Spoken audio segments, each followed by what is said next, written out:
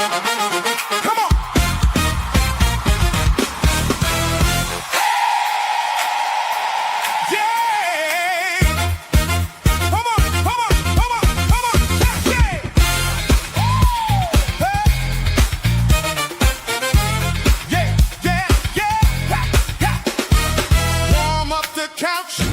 Turn up that smile. We're flipping the script on your money profile. From the car line hustle to the side gig grind, we're changing up the channel on your state of mind. Afternoons feel brighter, late nights glow. Everybody ready? All right. Here we go. Thought you were broke. That's just a mindset. Oklahoma's got the key, so let's go get it. Trish and Brooke and Gagliardi-Young too. Brooke is a mindset. We're coming for you. Thought you were broke. That's just a mindset. Oklahoma's got the key, so let's go get it. Trish and Brooke and Gagliardi-Young too. Brooke is a mindset. We're coming for you. Hey. 5 new ideas. 4 big dreams. 3 you can feel it. 2 new routines. 1 it's your moment. Jump in, own it.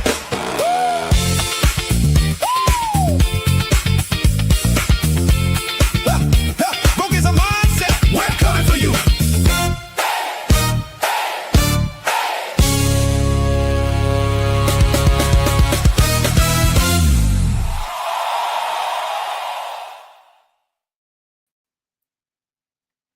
Hi everyone, welcome to Broke is a Mindset. If the word credit has ever made your stomach drop, you are in the right place tonight.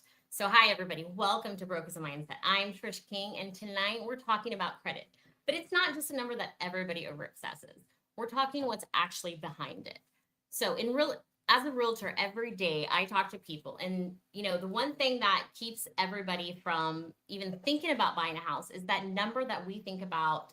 I mean, most people think about it every day because it affects us. It affects how much money we pay towards interest. And really, it affects our quality of, the type of loan we're getting and everything. So whether you're trying to buy your first home, get your first credit card, recover from mistakes, or just learn how to use credit smarter, this conversation is for you.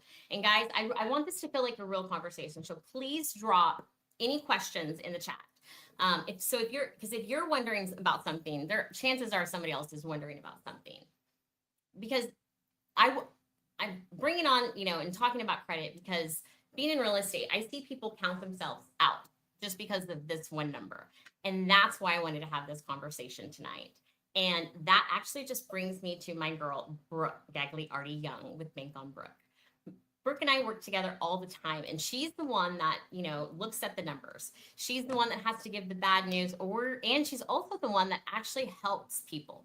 When she goes to give them bad news, she always has a plan because whether they're going to buy a home today or just better their lives, she always, has, ideas and different things for them to navigate to where they could, increase their credit score, save money, and do other things so that one day they can buy a house or sell a house that they're already living in and go ahead and buy another one. So we're gonna go ahead and bring on Brooke, and Brooke and I work together on the real estate side, and she sees what everybody sees every day and what's holding them back. So Brooke, welcome back.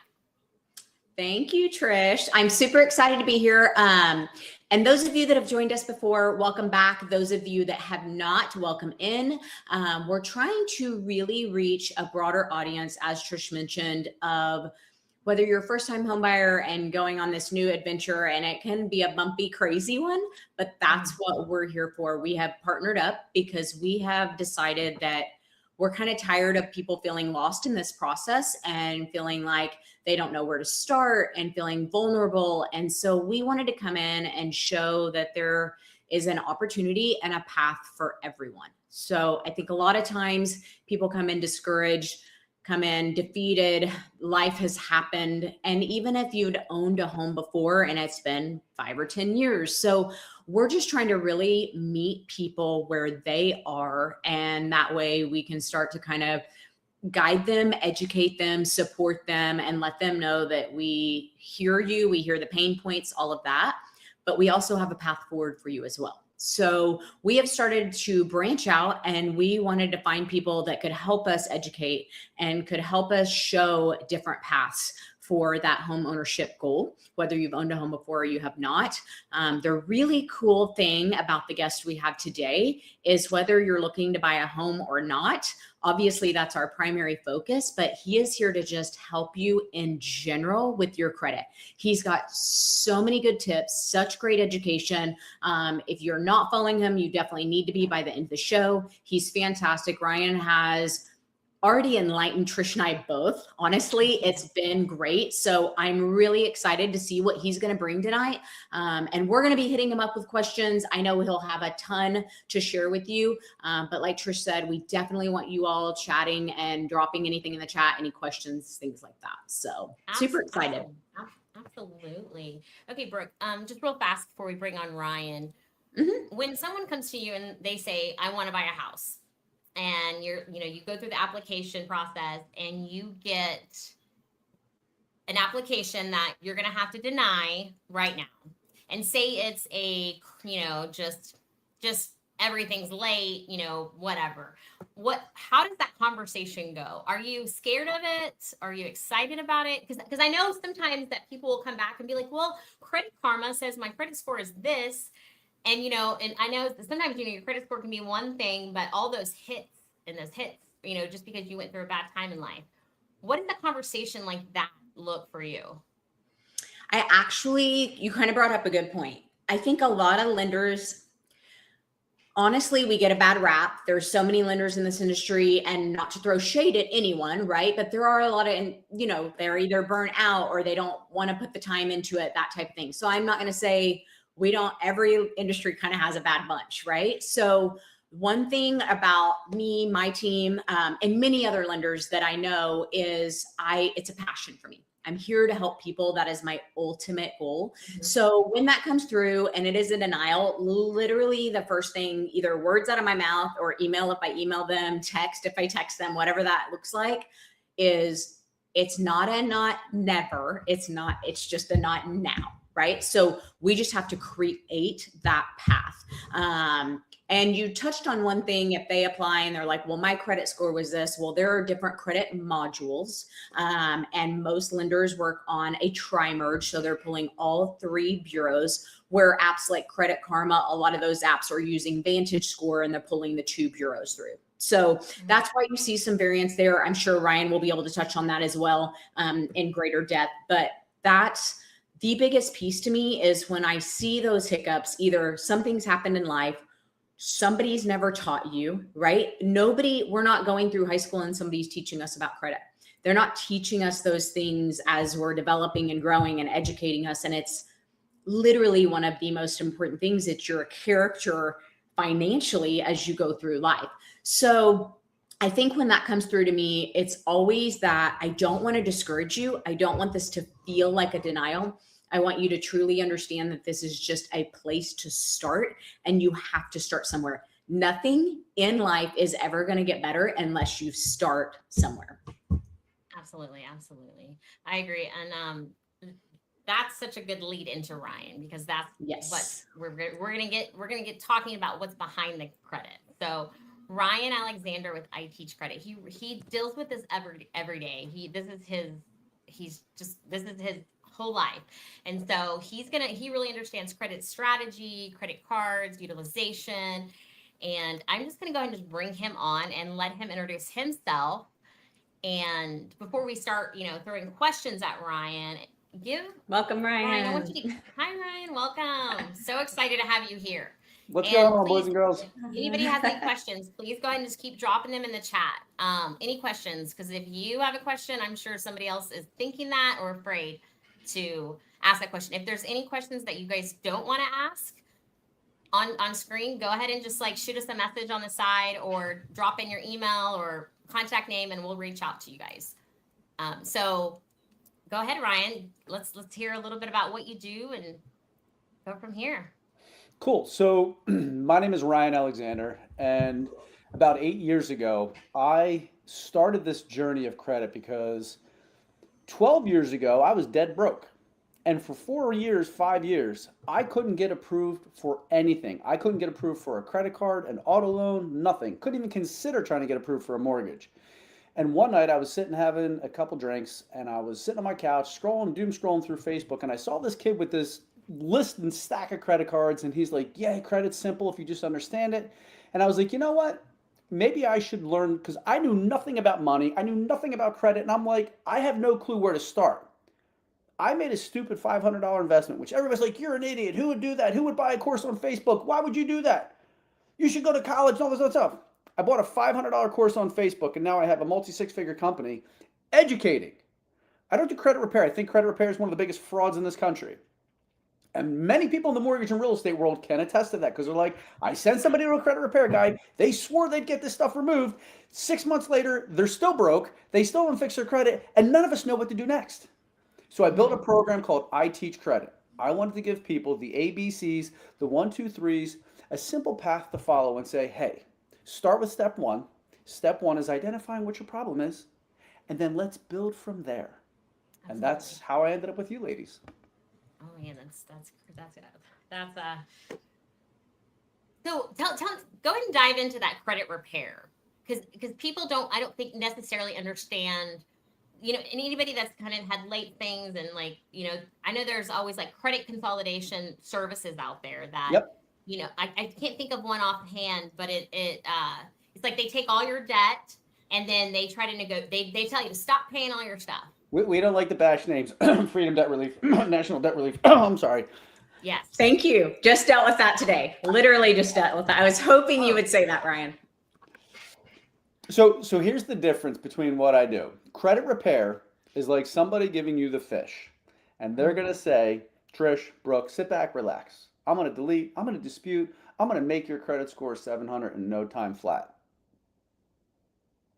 Yeah, right.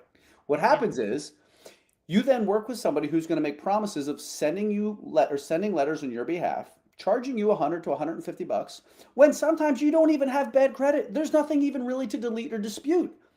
But then you might have like a $300 collection, and they're like, yeah, we're going to delete and dispute that. And you're like, really? Because I could have settled it for less than what I paid you for 3 months. I could have just settled that debt. So credit repair, and there are very few that actually can help, but credit repair is giving you the fish.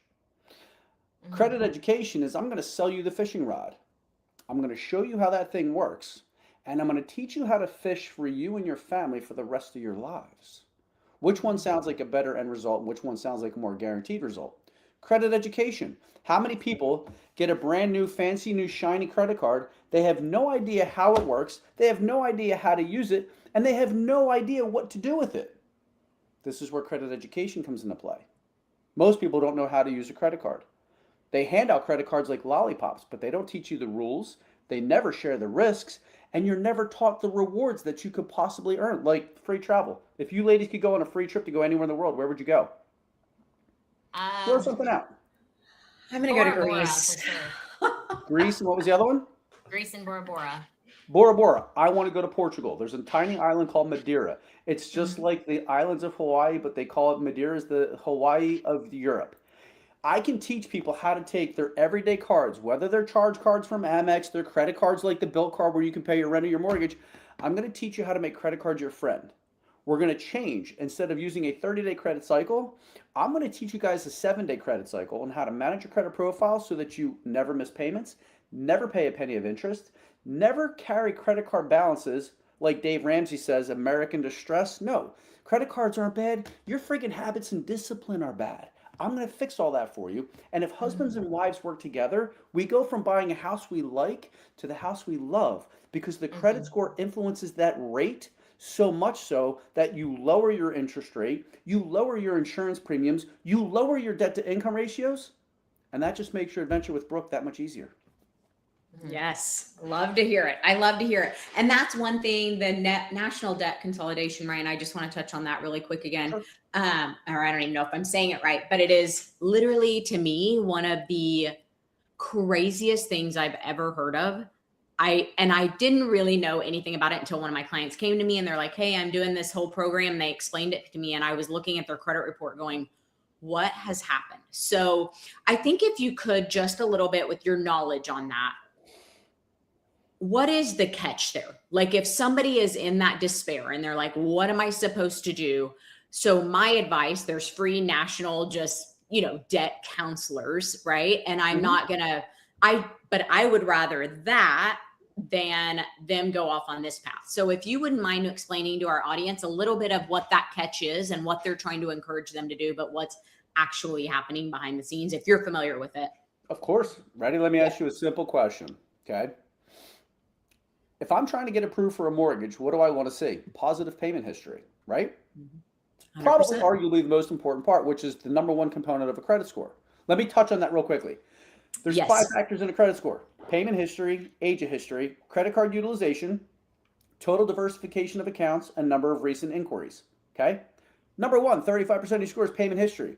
What does national debt relief and freedom debt relief tell you to do? Stop paying your credit cards for 3 months and we'll take over. Does that sound in any way, shape, or form like a good idea? Not at all. The No. most insane thing I have ever heard. How Ever. it's not illegal, it blows my mind. You want to hear 100%. I'm going to tell you the equivalent option on the right side of the scale. That's the wrong side of the scale. Call the bank, tell them you're broke. You have 2 choices. You can close my account and we can go on a payment plan, or I declare bankruptcy. Which would you prefer? Yeah.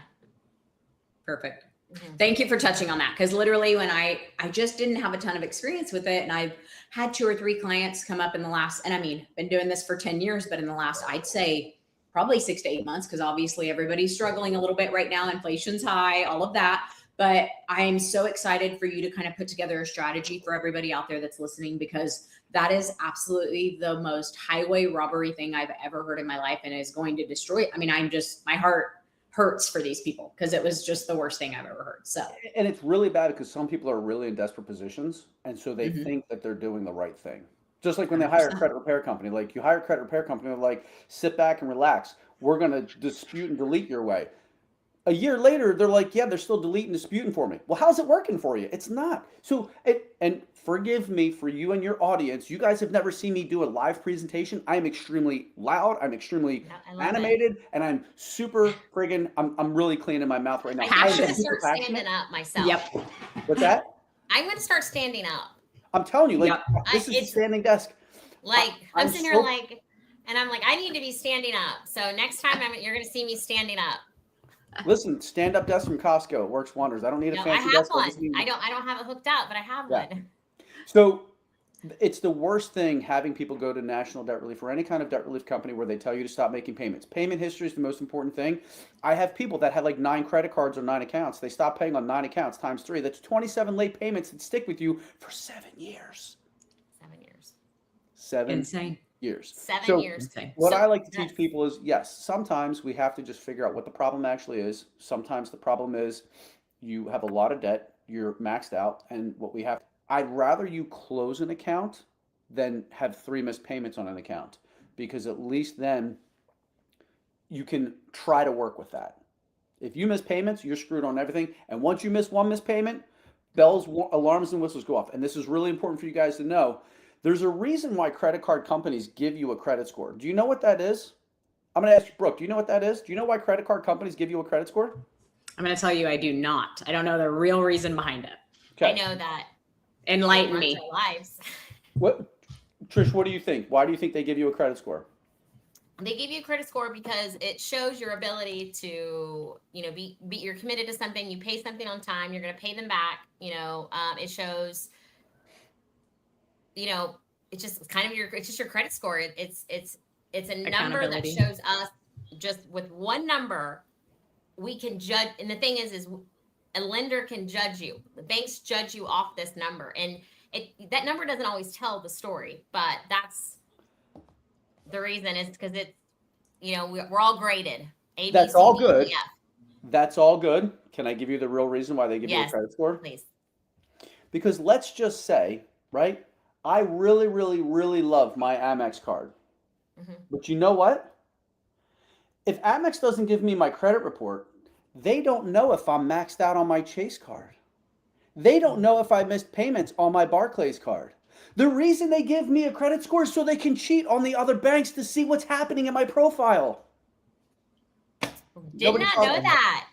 So Yeah. when you go onto your credit card, like Capital One, and it says there's I think I see it on every single thing, like Capital One. I mean, just all the, Barclay, everything. There's always like a little box that says check your FICO or check your score.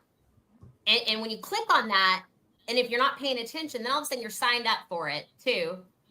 You're paying like a small fee sometimes on your credit card, but you're getting your FICO score. You're kind of. You don't need to ever pay for anything. This is a good comment. You don't need to pay for any credit, no credit scores. If you want to pay for credit monitoring services, I can give you a list of 4 or 5 that are free services. I'll just give it to you. And I don't care what any mortgage person or realtor is listening to this. If you poo-poo anything I'm about to tell you, you don't understand, and I will happily have a live conversation to explain to you why it's the most valuable stuff you could use and when you should pivot to a paid service.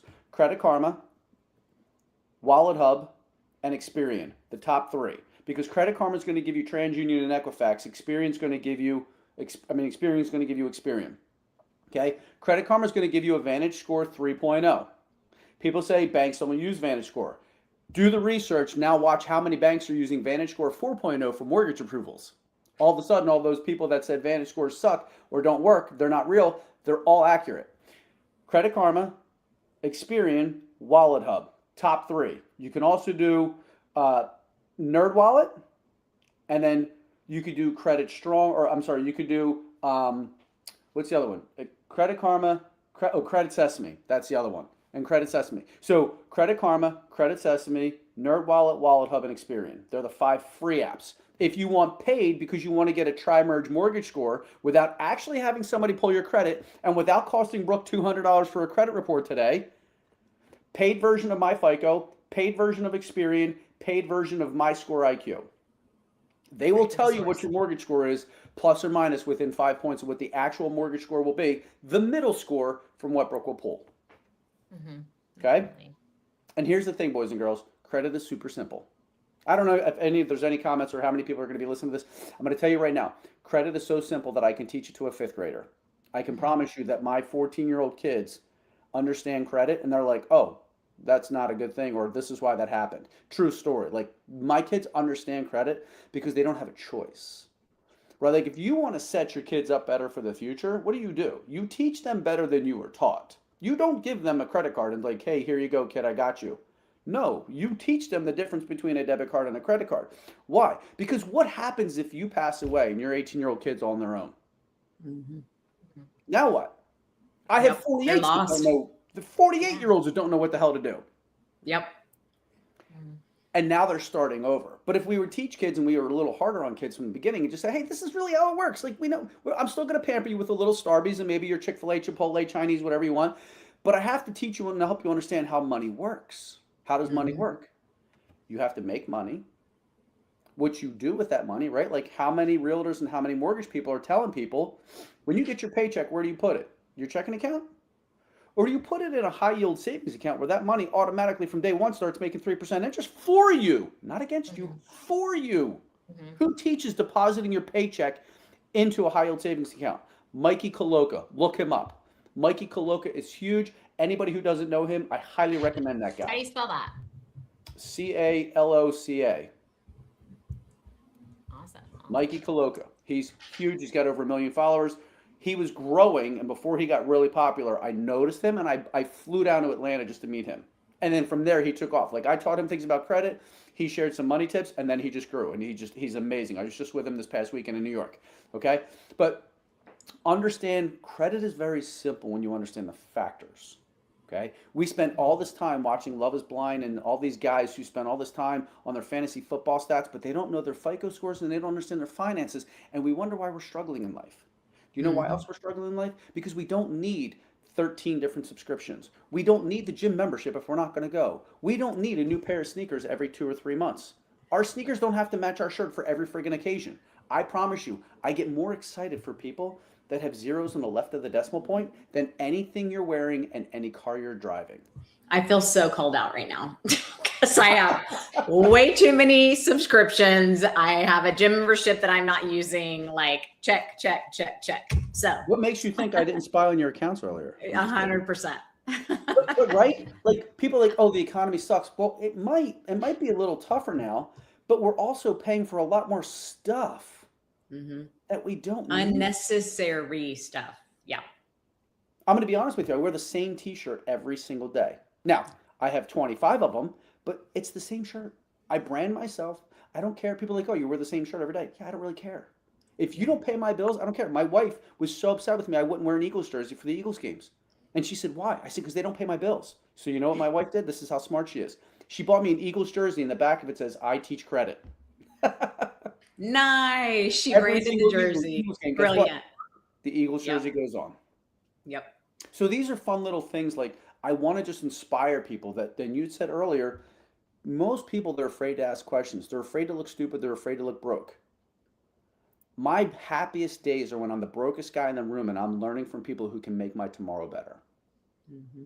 That's the reality. Because people doing better than you won't step on you. People doing much better than you, they'll look at you and say, hey, if you want help, just follow me. Yep. People in That's bad so positions, they're going to talk smack because they're either jealous or envious. Right. And that's where I want people with credit, ask those questions. Like, don't be afraid. You want to know how credit cards work? It's really simple. Can I go into credit cards real quick? Because it's the biggest money. Yes. Like, No, absolutely. This is people your have PTSD. platform. They I know, see this and absolutely. they cringe, Yep. right? And I'm gonna also talk about the difference between credit cards, right, like a Chase Sapphire card, or charge cards like the Amex Platinum card. Which, yes, I purposely put a pretentiously douchebaggy, mirrory card on here to capture all your attention, right? Because that's the shiny object people chase. This doesn't mean I'm wealthy. There's a lot of bozos that are running around with high annual fee credit cards that they have no business having them. But let me teach you the difference in credit cards right now. So first off, credit cards have credit limits, okay?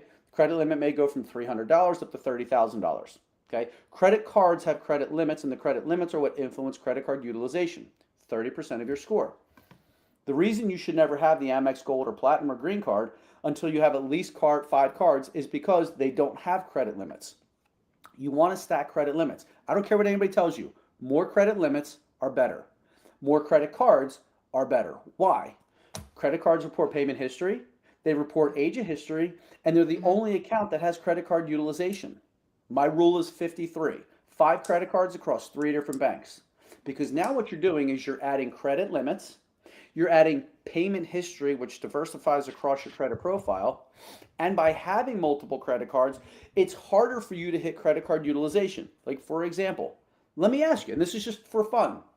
If somebody were to say, what utilization should I report on my credit cards? What's your answer? What answer would you suggest? What answer have you heard or been told? 30%. Yeah. That is universally the answer I get. Yep. Okay? If I showed you right here, and I don't know how many people are going to be able to see this, but if I show you right now the actual scale, and I'm opening up, this is me opening up my own thing right here, okay? And I'll just show, for the people that are on here, they can see. I want you guys to actually be able to see it. I don't know if you'll be able to see it, but okay? Yep, So I those can are see my it. scores. I don't know if you can see that, but I think that says 828 and 830. 828 and 830. Ready?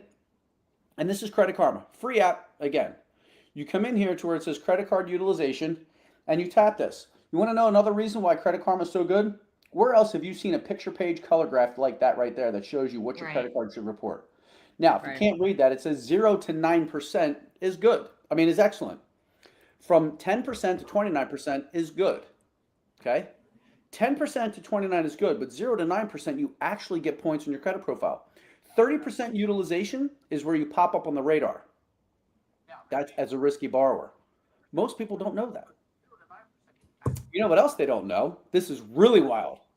If I spent $1,000 last month, okay? I spent $1,000 last month on my credit card in the month of July.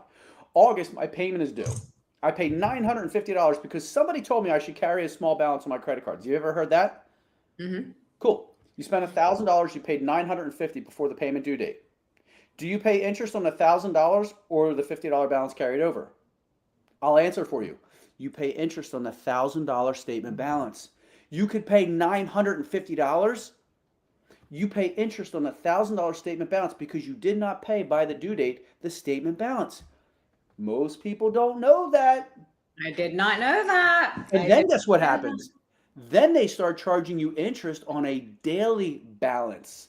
So from that day forward, right? So let me prove this.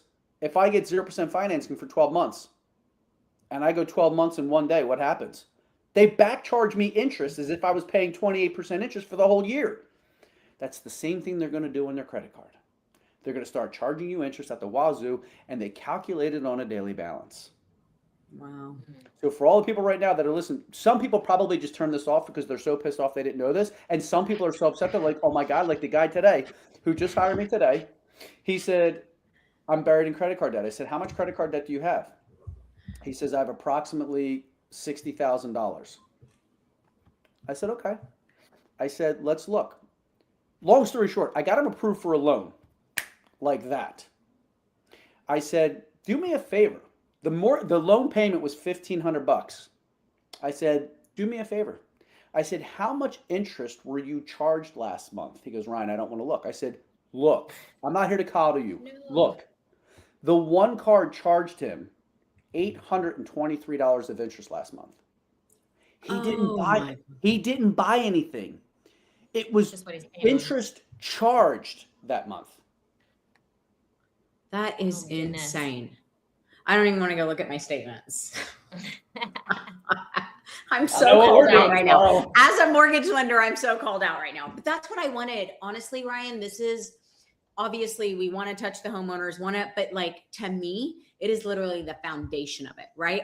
I think so many lenders work from the angle of, hey, we're going to get you like loan ready. Like we're going to get your credit loan ready. But I want to be an advisor to the extent, like, I'm not just getting you loan ready. I want to get you life ready. Like I want this education even for myself so that I can pass this along to my clients, because there's so many of us, I think, working off these telltale, like little 30% utilization and things I've been told for 10 years that are not the case, like they're not even accurate. Right. And so I think that bringing this to a platform and letting people and enlightening them and educating them, like we're just never taught this. So I'm super excited you're touching on all this, although I feel completely called out. So, But listen, here's the cool thing. If you think you're alone, there are way, way more people than you think that are in a Right. situation. I see a question that just popped up from Brian P. Mhm. Can I you address this recover real from quickly? a 30 or 60, 90-day late payment?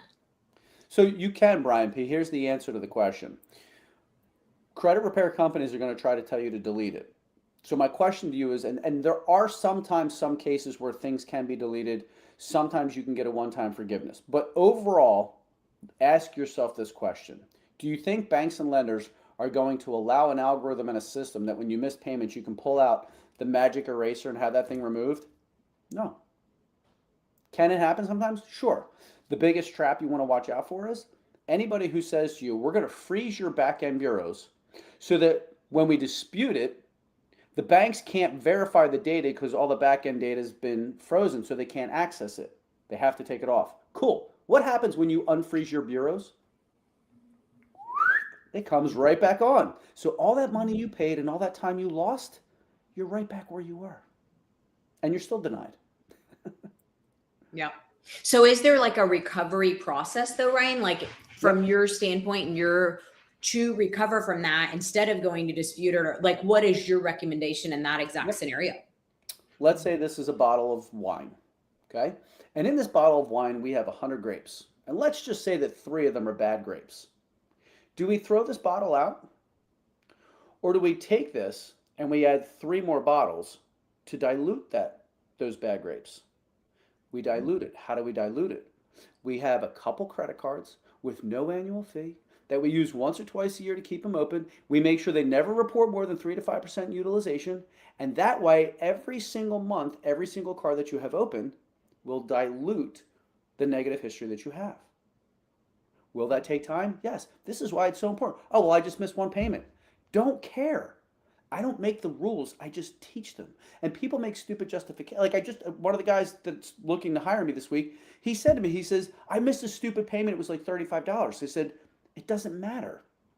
That's how the rules work. If you can't make a $35 payment, what's the odds you're going to miss a $3,500 mortgage payment? Really high. Oh, that makes 100%. sense. That's why I teach logic.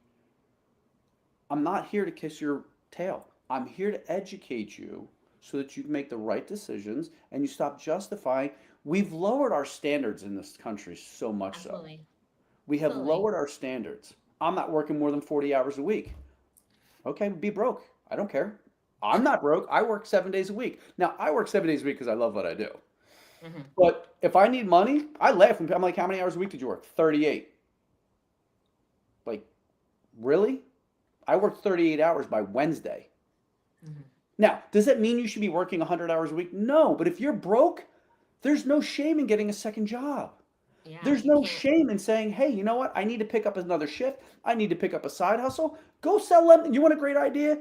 Stop selling lemonade out of little red cups. Go buy a case of water, drop little lemonade packets in it, and sell bottles of lemonade instead of cups of lemonade. Why don't we teach Mhm. our kids this stuff? I would pay more money for it.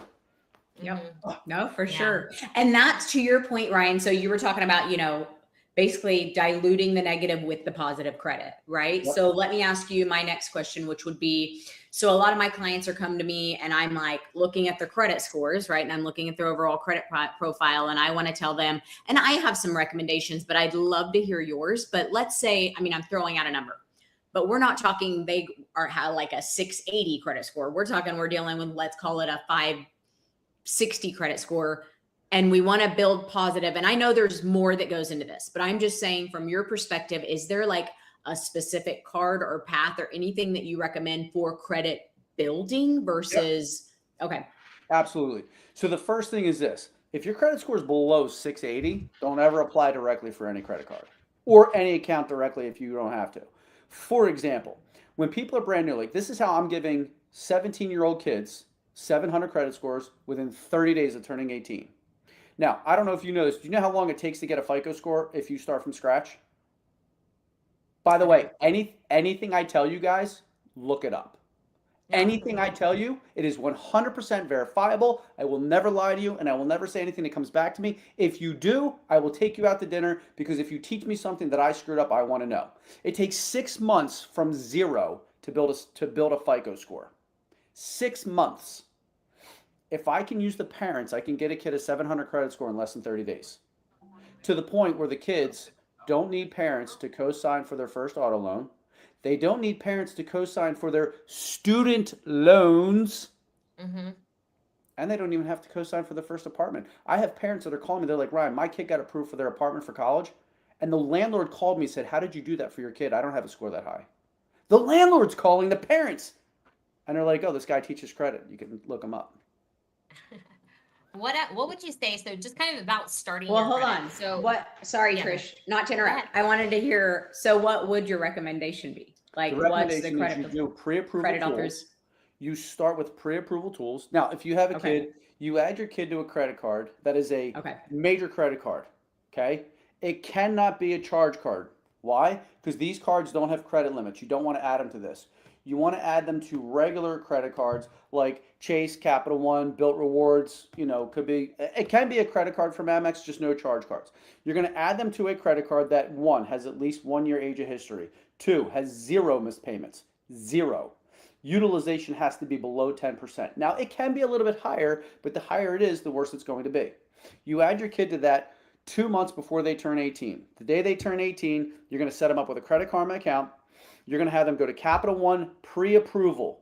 They do a pre-approval tool. They do not directly apply for anything. I don't care how shiny the object is. I don't care how much you think that card would be great for your kid. They do a pre-approval tool. Why? Because if they get denied, they're not going to get an inquiry. There's nothing worse than on the kid's 18th birthday, you have them directly apply for a credit card and they get denied. You want to talk about ruining that kid's birthday? Then you set them up with a self-lender account. The way self-lender works, it's a credit building account. It's $25, okay? There's affiliate programs for it. I get an affiliate for it. They set up a $25 monthly payment. Within 2 weeks, that thing will show up on the kid's credit report. Boom, what's it doing? Building payment history. What's the kid doing? They're putting $25 into an account, pretending like they're actually paying a loan. At the end of the term, they get all their money back minus a small fee. You're teaching kids how money works. It's stupid. It's simple. And $25 should not make or break the kid's debt or anybody's debt to income ratio. Does that make sense? Love it. That's Yep, how you 100%. That's what I just wanted, because there's so many people that are needing that guidance, right? And I've always touted the authorized user, but to your point, I'm so glad you touched on the importance of the utilization, the age of the card, no missed payments, because I think a lot of times people go ask like, Aunt Jane if they can get on her card that's maxed out with 12,000 on it. And I'm like, whoa. And 3 late payments. Right. So thank you for touching on that. So Definitely. speaking of like kind of starting your credit, so what if, you're a child who doesn't have parents that are going to add you to credit cards? What would you say their first step should be? Like there's no pre-approval, say they're 16, 17, 18. What is their first step that they should be doing besides saving money and, all that? What is their first step to build their credit without getting a denial? This is a great question. The first answer is get a job. My first thing is get a job. I don't care. You want anything in life, you can have anything in this world you want if you're willing to earn it. Go get a job. Learn how the real world works, and then learn how to take that money and manage it. When I do the reality fairs for high schools, when Ben Salem had me come in, I was literally teaching people like, hey, this is what you do with your money. Go get a job, right? Get some money, and then learn how to take that money and allocate it, right? Okay, so we should pay ourselves first. Minimum 20 to 25% of all paychecks should go into an account, right? Like if I had a 16, like our kids when they start, I'm like, nope, 50% of your money goes into a savings account and you pretend like it doesn't matter. Well, why? That's my money. Trust me. When you see that money start to multiply, you'll realize and thank me later. Okay. So the first thing is they get a job. Second thing is they get a budget. Okay. I don't care if your kids are, I don't care if your kids are in college and they're working really hard and playing sports. Make them understand money. Because what happens if sports doesn't work out? Now your kid's 22 years old going to the real world. Most it doesn't. And because you pampered little Johnny, who you thought he was going to be a Major League Baseball player, and he turned out to be nobody, then what? Now he's almost a quarter of the way through his life, and he still doesn't understand how money works. Yep. So when they turn 18, the first thing you do is you get them a Credit Karma account, and you have them open up you go through a credit pre-approval, like Capital One. And here's a trap for anybody listening. The Capital One Platinum card is a trap. It sounds fancy, Capital One Platinum. No, it is not like the Amex Platinum. The Capital One Platinum gives you no cash back, no points or rewards. You start with the Capital One Quicksilver, which is 1.5% back on all purchases, or the Capital One Saver Card, which is 3% back on dining, on groceries, and certain entertainment purchases. You could also look at like Mission Lane. Mission Lane has some. Chase has what's called the Chase Freedom Rise, which is for kids, but you got to have like a Chase account. Always start with a pre-approval though. Once you do that and you get at least 1 or 2 cards, they used Discover. I used to love Discover for kids because they would have like the Discover Student. They would have the Discover Gas and Restaurant card. Since Capital One bought them, they just now have the Discover It card. And I can't stand rotating categories. I think it sucks. That's how I would teach all people to get started. I like Start that with a answer. simple cashback card with no annual fee. I like that answer. Actually, before we go to this question, I did that for my kids. So my daughter, I put her on a credit, I added her as an authorized user, and I told her to download Credit Karma app. And then her first card was the Discover. And then my son, he just got on Credit Karma on his own, started it, and neither one of my kids need co-signed. Isn't it amazing? It is. It's great. It's great. Yeah. Okay, so and kudos to you. Kudos to you because Yes. your kids don't really know. Now, that comes with a huge disclaimer. Please make sure, and I'm going to answer this question before it goes away. Please make sure you teach your kids how to properly use credit cards. I'm going to talk about that next. I want to answer this question really quick. How do you feel about Kickstart? I believe it's called, and I think so. There's Kickoff. I think there's Kickstart. There's Chime. There's Credit Strong. There's Self Lender. There's Ava. Meet Ava. Anything that helps build a kid's credit profile, as long as it reports to all 3 bureaus. You don't need to do rent reporters. You don't need to report your utility bill. Can that stuff help a little bit? It's not a permanent product. It's not a permanent, account. It's not needed if you do it the right way. Now, if you've got a slew of missed payments, COVID shut your world down, shut your business down, and you need to rebuild, there are occasions or times where I might suggest that. But right now, I would just suggest, and I'm going to tell everybody, and I use it myself on calls, use ChatGPT, use Grok, use AI. Be like, hey, what do you think are the top 5 credit builder accounts right now that are cost conscious, report to all 3 credit bureaus, and offer the best programs? I will tell you this, do not add kids to credit builder credit cards if you don't need to, because Chase has a rule. It's called the 524 rule, and that is if you get 5 credit cards within the last 24 months, Chase won't allow you to get another credit card. And what I'm seeing is other banks are doing the same thing now. I actually call it the rule of 26. If you've got Wow. 3 credit cards in the last 6 months, a lot of banks are denying you for credit cards. Okay. Okay. Any other Good questions? to Did I know. cover that pretty good for you guys? Yeah, that's answered. 'Cause Yeah. now I want to talk about how I'm to hearing use the credit cards. questions are coming from YouTube, so we'll have to learn that in the future, how to get all the questions to sync. But Cool. Awesome. this is all Reason new, listen- so we're learning. Great. Now I'm going to teach you guys the most valuable lesson of the night, and this is going to be how to not only boost your credit scores, how to boost your credit limits, and how to earn as many points and miles as possible. Okay? This is what I call the rule of 1744. Everybody write it down. 1744. Okay? This is how you properly build and use credit. You're going to take one card. I'm going to use this card here. If you guys don't know what this card is here, the BILT card, I can send you a link for it. Yes, I get an affiliate thank you. They give me a thank you bonus for teaching and educating you guys. You can pay rent or a mortgage with this card. When you set up your account on your phone or online, they give you a routing and account number. You use this card so that you can pay your rent or your mortgage. My mortgage payment, I pay what's now just a little bit over $3,000 a month. That means I earn over 36,000 points that I can transfer to World of Hyatt for hotel stays. I can transfer to British Airways for flights to go to Europe. You can transfer the points and miles to go do wonderful things that you don't even have to pay for. But here's how you use a credit card.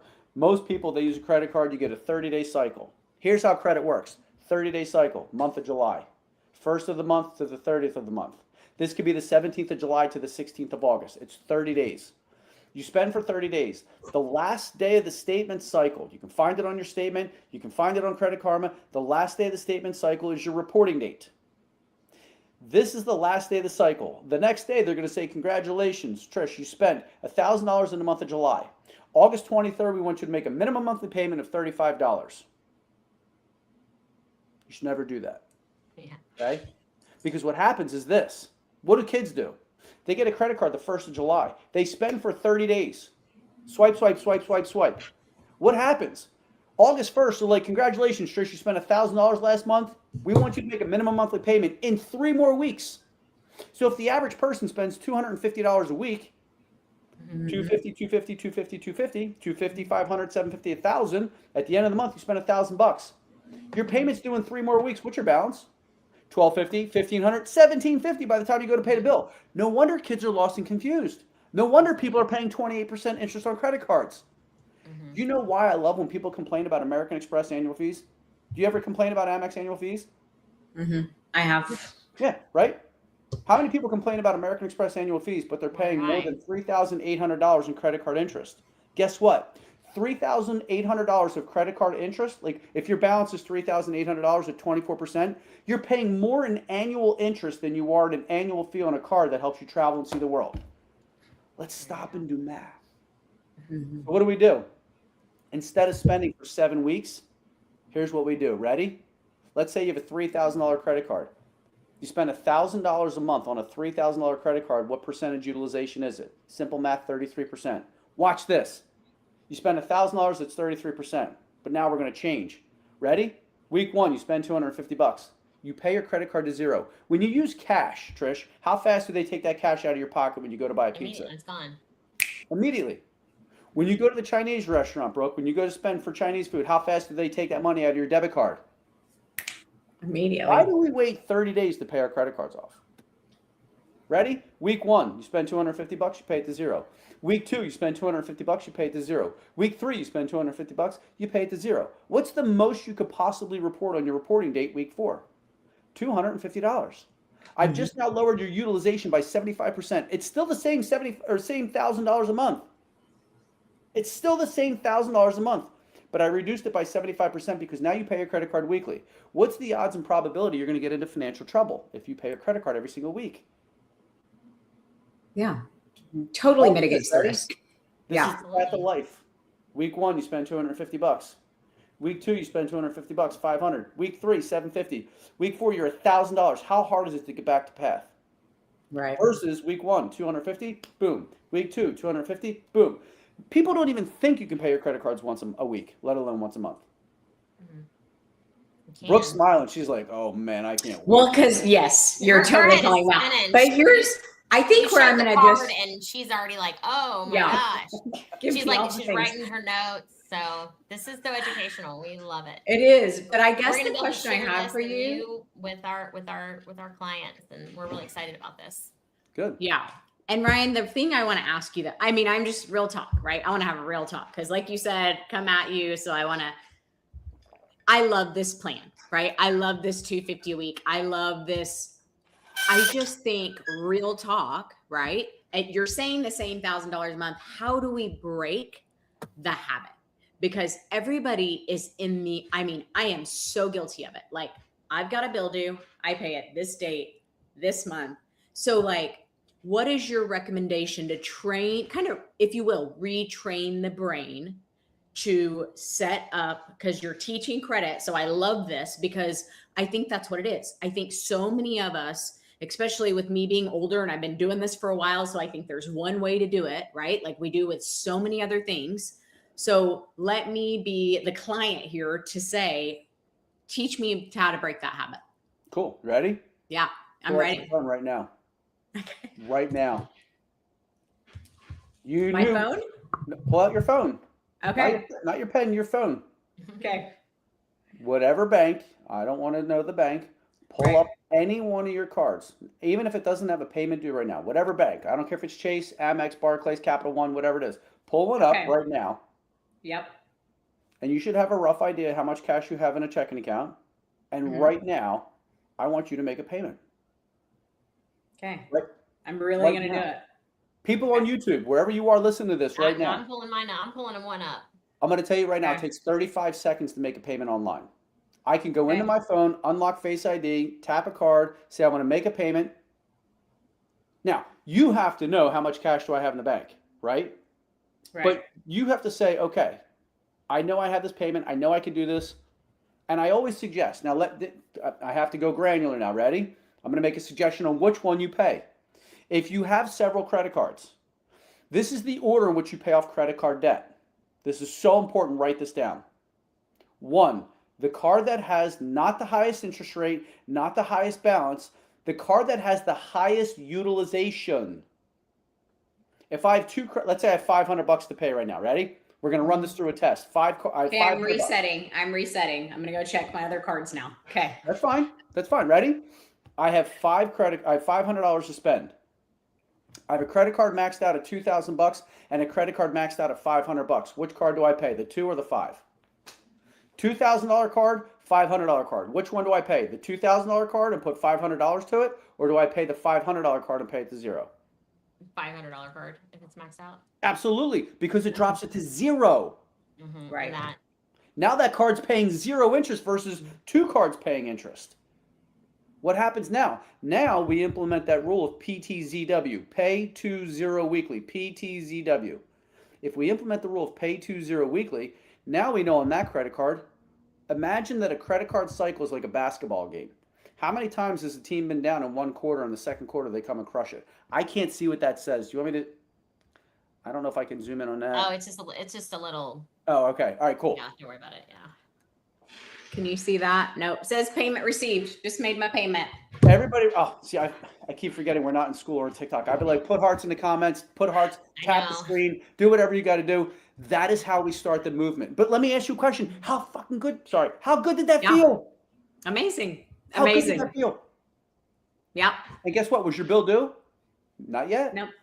So here's what we do. Every single week, I teach people every 7 days for 7 weeks on Sundays. When you're waking up and you're sipping your coffee, sitting on the throne or sitting listening to the birds chirp, just pay your credit cards. Now, this is where we get into velocity banking. Velocity banking is, let's say you have a $2,000 credit card debt, okay? Velocity banking is every single week, not every single month. See, everybody does it every month. Every single week, you want that balance to go down a little bit, okay? So even if you spend $500, at the end of the week, you pay $600 of it off. Why? Because now you're starting the next week at $1,900, not $2,000. Mm-hmm. The next month you spend $500, you pay $600 of it off. Now what is it? $1,800. Every single week it's going lower. Remember, boys and girls, interest is calculated on an ADB, average daily balance. If you wait 30 days to pay that card again, you're spending 30 days of interest that you are just kissing away to the big banks and to the fat man in the suit. So good. What is the one mistake you both see over and over again? Good question. What's the one mistake you guys see over and over again? Well, I'm going to say I don't see any. in 'Cause my by the time lane. they come my way, they're ready. You guys have Yeah. already got them ready. I've got them all pretty for Trish. I will say the thing that I see, and we've talked about it at nauseum, like you said, Ryan, but literally the thing that breaks my heart the most is I'm working with a client. They're so excited. We're right there. And I go to pull credit and they think they have, qualifying score. Let's say it's a 640. I'm here for it. Let's go. And they'll have one late pay that just hit. And I mean, it just diminishes their score. I mean, one late payment. And like you said, it can be a $35 minimum due late payment, but if it is new on that credit report, it just will thrash a credit score. So that's probably the thing I see most often. You want to hear a crazy wild story? One day at Thanksgiving, we were at my brother's house, and my dad says, "Ryan, my credit score dropped like 80 points. Why?" I says, "Well, I don't know. What did it say? I don't know. Looked it up. Dad, you missed a Ford payment." "I don't drive a Ford. I drive a Chevy. Your brother drives a Ford." And he said it loud enough. My brother turns. We figured out my dad co-signed, which they didn't tell me. My dad co-signed for my brother. This was years ago. My brother missed a payment, didn't have the heart to tell my dad. So guess whose score dropped 80 points? Yeah. Now, in that particular case, I was able to get that reversed. The way I was able to do it was I said, I want you to show proof. If I'm a co-signer, I want you to show proof that you gave me notification that a bill was not paid. That's why I co-signed. They reversed it. Nice. But Well played. in many situations, that might not always happen. And sometimes that just depends on the person behind the counter or the computer. So Right. it's really, really important for people to always, don't ever co-sign for people. Don't ever co-sign. If your kids want something that badly enough, make them figure out how to get it. I came home with my first car. My dad said, "How did you get that car?" I said, "Well, it was simple. I went to my boss. I told him I needed a more reliable car. Did he think I was a good employee?" He said, "Yeah." I said, "Cool. I have enough money to buy this car almost outright, but I want to put 50% down payment. I want to borrow the rest of it and take it out of my pay. Can we work out an arrangement?" He goes, "Did your dad set you up to this?" And I said, "No, I came up with that on my own." He goes, "Okay, done." So I came home with the car. My dad says, "How'd you get the money for that?" I told him. And my dad was blown away, but I had to figure it out because I didn't want to drive a junky car that I was afraid of breaking down anymore. Yeah. Yeah, co-signing's a big one too. But yeah, the missed payments, I think that it's just unfortunate because I think it's something so simple that a lot of people just don't set it up on auto pay. Like if you're not going to go out and pay it manually yourself, that is like my biggest. I'm just like, please set everything up to be auto paid, even if it's the very minimum due, just Correct. because the last thing you want is for that to come across as a missed payment. So Correct. yep. I have two questions. So one is student loans. How do they really affect your buying power? Like, say, someone just graduated, they just started their student loans, but they've had a job for a year to 2 years, they're making their payments, and say they missed a payment, or kind of give us a little bit of insight of what you guys know about student loans. Cool.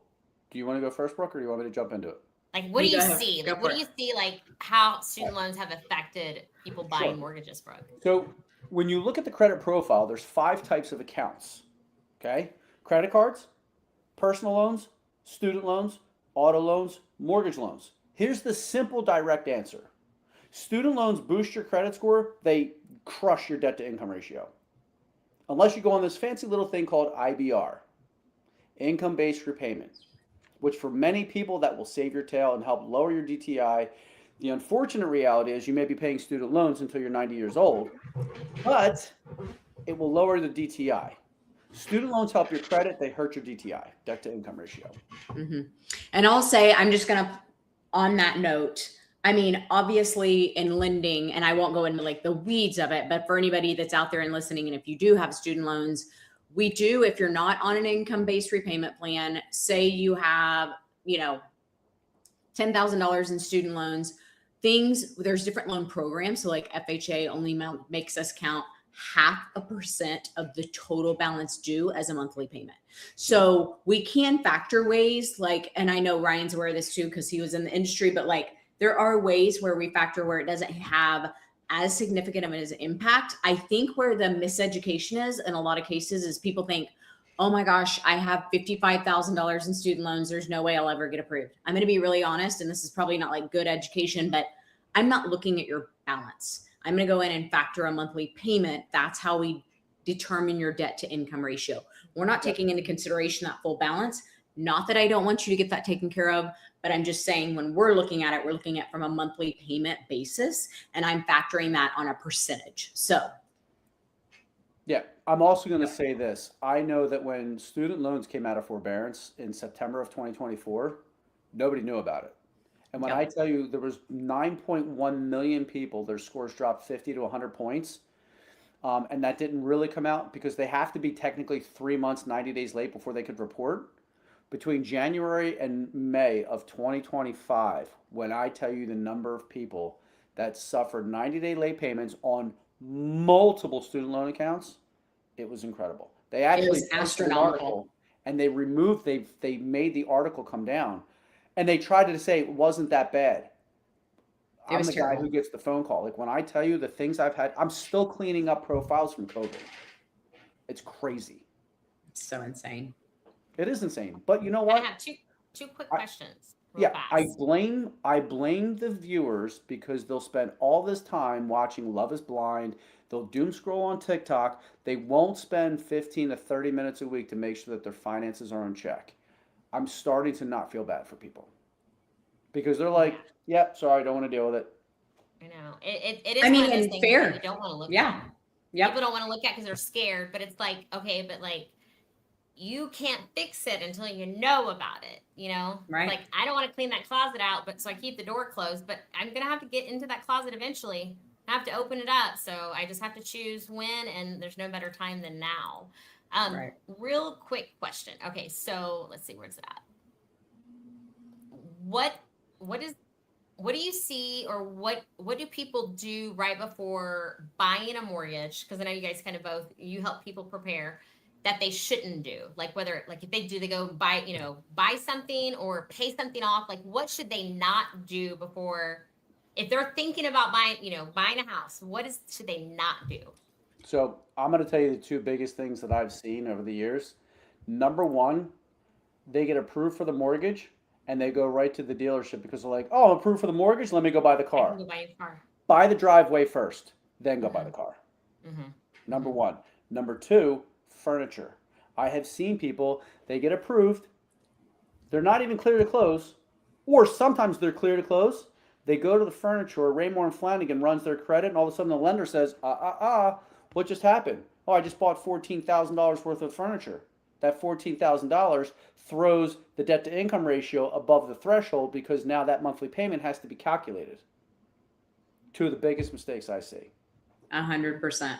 And with that, just to kind of, this is me just nerding out on the mortgage side of things, just for anybody that's watching. So most lenders, well, all lenders now require what's called a 10-day verification prior to closing. So we have that conversation, like Ryan just said, with our clients, because we always are going to re-verify that there are no new open lines of credit. And if they are, what that new payment is, that you haven't lost your job. So when you sit there and you're thinking everything's just golden and everybody's telling you your loan's conditionally approved and everything's great, until we have that final verification, and we're always going to pull it, we want to make sure that there are no big purchases, no new lines of credit, no new charges.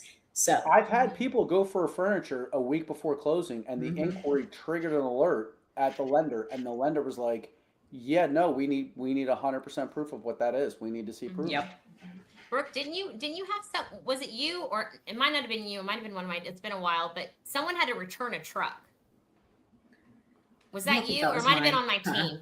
Someone had to, purchased a truck and had to return the truck to get the house. Like somehow they ended up making it work. But well, thank God they made it work, because most of the time it was a weird, I think there was some special financing for sure. Yeah. You got 3 days. I have another question. You can take it back within 3 days, but oh, yikes. What would you guys tell somebody who thinks my credit is so bad, there's like no point of even talking to anybody yet because they think it's going to be 7 years down the road? Like, so here's what I'm going to say. If your credit starts with a 4 or 5, if your credit starts with a 4 or 5, it's that bad. but it doesn't necessarily mean it's going to take you forever. Like my biggest jump is 102 points in 9 days and 250 points in a month, in a year and a half. Like It's amazing. I've had, and again, no deleting, no disputing, no artificially inflating, no removing. It's all organic building and structuring. But like this is where people have to get an idea. And so we talked about this a little bit earlier. The difference between a tri-merged Experian FICO 2, TransUnion FICO 4, Equifax FICO 5, the 245 tri-merge report, the reason it's so different from Credit Karma or maybe a FICO 8 score is like this. Have you ever looked at a thermometer and on one side it says it's 84 degrees, on the other side it says it's 27 degrees? Mm-hmm. Okay. Well, that's Fahrenheit. This is Celsius. At the end of the day, there's still one indicator. The indicator represents the 5 factors. What you really want to know is understanding those 5 factors. If you don't have any missed payments, it could just be high usage. Well, guess what? If you have a $300 credit card and the $300 credit card is maxed out, that can cost you 100 points. So you might have a 570 credit score. You pay that $300 credit card to 0, and as long as we still use the tri-merge 245 algorithm, not the FICO 10T algorithm, your score could go up 80 to 100 points like that. Yep. Are you ladies familiar with the amazing. FICO 10T algorithm and what that is? I am absolutely not, because when you said that, I just went. Okay. And again, I made a like note. this, again, I've spent 8 years studying the algorithms inside and out so that I can help everybody do better. Your job is to understand mortgage language, mortgage rules and guidelines. Your job, Trish, is to understand real estate, timelines, how to make offers, how to read agreements to sell, how to make offers, et cetera, et cetera. My job is to understand the credit algorithms. The new FICO 10T algorithm is now paired with the new Ultra FICO. How many of you have heard of Plaid, where you connect your bank through Plaid? Oh yeah, Plaid, yeah. Mm-hmm. Plaid is using the new Ultra FICO. You know what they're looking for?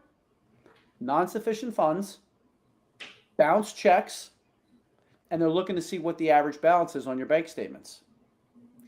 The FICO 10T algorithm, the T stands for trending data. So today, if I pay off my credit card debt, my 570 credit score shoots up to 670. With FICO 10T, if they implement that version, which is what I think Amex is doing, which is why if you've heard in the social media, it's everywhere. Amex is slashing credit limits. The T stands for trending data.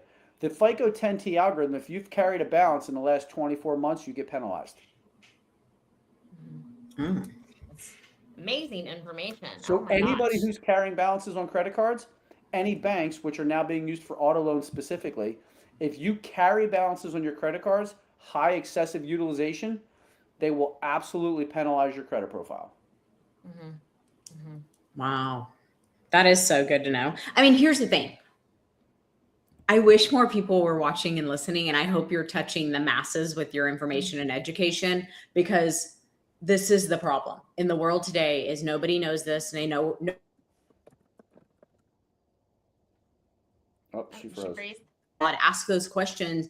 I think we don't even know the questions to ask. I think it's just Right. like we're literally starting from the bottom, and we're like, hey, how do I build credit? Right. And it's going to give us the standard, and like to get into the weeds of this and really educate ourselves. That's what needs to happen. I agree. And I think that that's what we should continue to do on the next one. I think what we should do, because we're going to do another one of these, I think what we should do is we should really field more of the questions and be like, give me your scenarios, right? Like this is the prop I use every single day when I teach live. Most people, you come to me and this is what your credit profile looks like.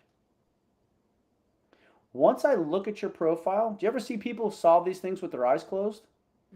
Yep. I can literally solve people's credit profiles with no problem. All I have to do is look at the factors and I'll solve that so fast. Now, so fast could be 90 days. It could be 9 months. 9 months is better than 9 years, because here's why. This is the biggest problem. I wanted to say this earlier. Here's your credit score. This is your credit journey. This is how long it's going to take.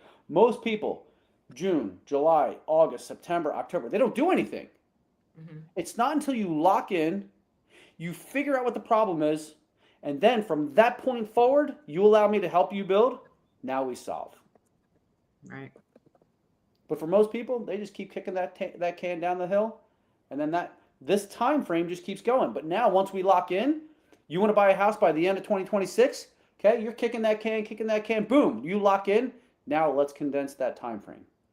Let's make that dream, that goal, that want, let's make it a reality. My grandmother used to have this awesome expression, she still was alive, but she used to say, when you pray, move your feet. What does it mean? Take action. You're not going to get a house just because you want one. You're not going to get a house because you think you deserve it. No, you have to earn it. And there's parameters. You have to have the credit score, you got to have the income, you got to have the savings. It's really 3 things. I could not believe how easy buying a house was when I bought my first house. I'm like, wait a minute. You have to pay your bills on time. Cool. Got to save some money. Not a big deal. And you have to make sure you have qualifying income. Okay. We think it's this big, complex equation. It's not. 2 + 2 = 4. Save money, make money. Well, make money, save money, and pay your bills on time. That's it. Congratulations. You can buy a house. Don't overcomplicate it. It's not stressful. You'll be fine. I promise. I make the process amazing. Don't even worry about it. It's kind of funny. Brooke and I used to, in our 20s, and we've known each other a quarter century.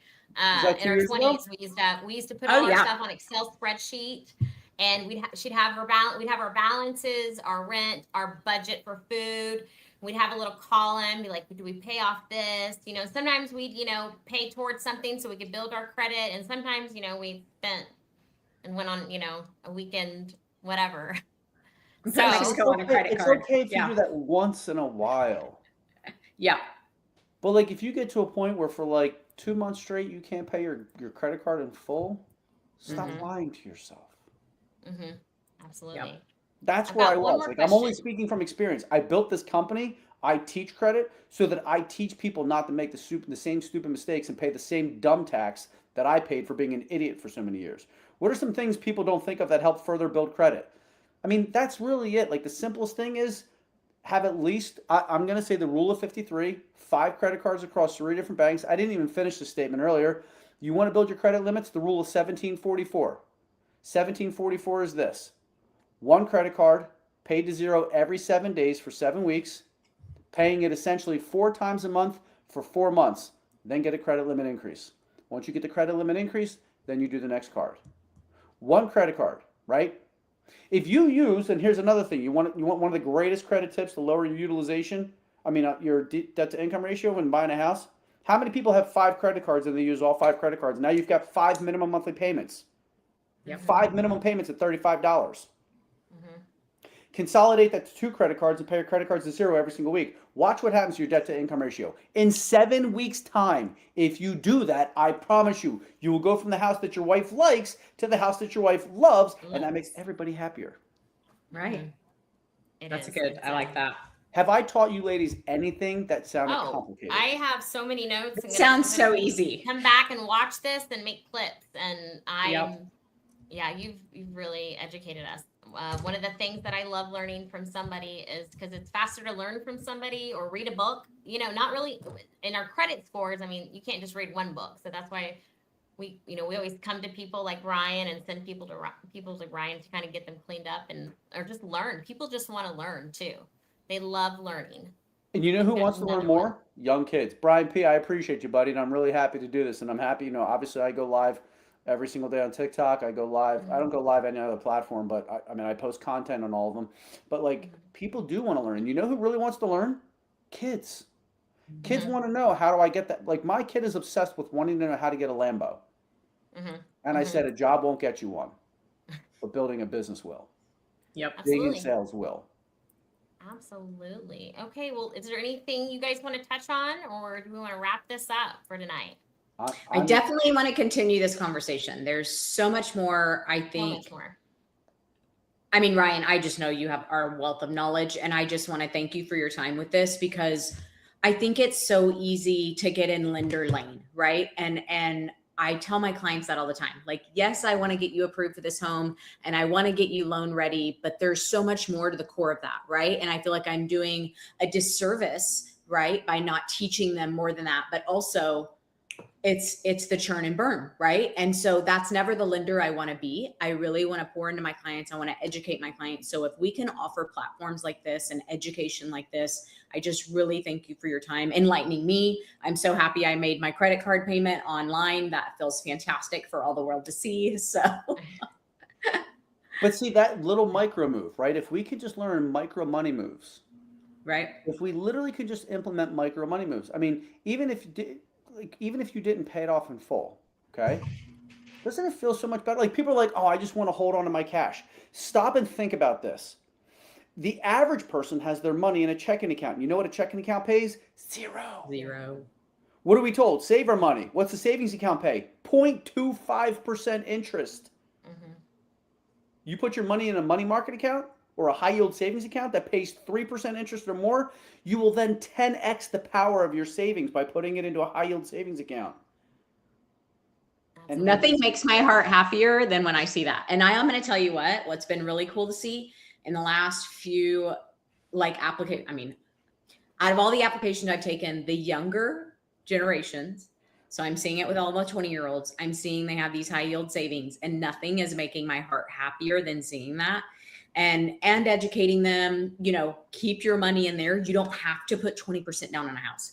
Keep your money making money, right? Like, let's strategize. We don't need 20% down to make this work. Let's put 5% down. Let's put 3% down. Let's keep your money making money for you instead of necessarily putting it all in the walls, right? So, and everybody's situation is different, but I just love that you touched on that because I think that that's a huge misconception as well. So, I agree. And listen, I'm going to say this.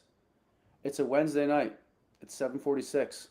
You ladies are out here doing this for other people, right? Like, I absolutely cringe every time a realtor says, I'm never too busy for your referrals. And I'm like, yeah, I don't really care. What did you do to help me want to give you a referral? What did you do to teach me so that I want to refer business to you? What did you do to teach somebody else so that I should refer them to you? Absolutely. I'm proud of you. That's what this makes me so proud of you. That's awesome. Like, yep. Thank you. Well, we're excited to have you, and I can't thank you enough for your time. I cannot wait to do it again. I've got a whole notepad of notes. I'm super excited about it. So we're gonna have a lot more questions because once I dive into those 10Ts and all that stuff, I think I'm gonna be bringing some more questions on our next deal, and probably seeing it, maybe even asking them on your school live. Yeah, it's a lot of information. It's simple information. There's a lot of little intricate information. That's why I built the school. If you guys are interested, it's SKOOL School. I Teach Credit. You can Google it. I'm actually one of the bigger channels on the school platform. But it's just, there's 3.5 years worth of content. Like, you can ask, like, how do I find my reporting date? I have video tutorials on how to do it. What's reported on the reporting date? How should I pay my credit cards off? Just search it. And I go live every morning. It's like, I want to continue these conversations because we need to educate society on how the money system works so that we don't all end up broke. Absolutely. I agree with that. Cool. Thanks, you, ladies. Ryan. I appreciate the opportunity to Thank you, Ryan. Everybody go follow Ryan. All the tips, all the info live every morning. Yeah, he's live Monday through Friday. Okay, well, so I just want to leave everybody with this. Your credit score is not your identity. And that's why we have Brooke and Ryan here tonight. So thank you, everybody, for coming to Brooke as a Mindset. I'm Trish King, and we got Brooke Gagliardi and Ryan Alexander with I Teach Credit, and we will see you guys next time. Thank you so much. Thank you, ladies. Bye, everyone. Thank you. Thanks, Ryan. You got it. Thought you were broke.